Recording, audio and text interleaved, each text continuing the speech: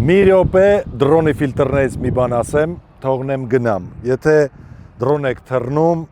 եւ պրոֆեսիոնալ եք ուզում դա անեք, ձեզ պարտադիր այսենց ֆիլտրներ ա պետք, որոնք լինում են 32, 16, 64, ինչի համար է այս ամեն ինչը։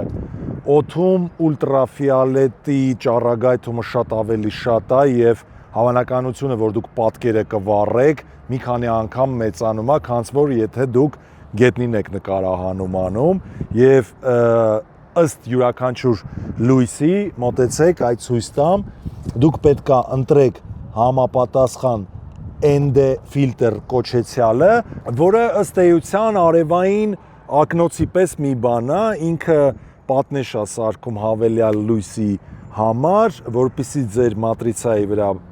քիչ, բայց բավարար լույս ընկնի եւ պատկերը լինի գրագետ եւ հետագայում հնարավոր լինի այդ ամենը մշակել։ Մի րոպեում սրանից ավել ոչ մի բան չէի կարող ասել, իսկ դուք գրանցվեք, եկեք սովորեք, որովհետեւ ամեն ինչ երկար է ու բարդ, չնայած որ ձեզ թվում է, որ ամեն ինչ հեշտ է ու արագ։ Լավ եղեք։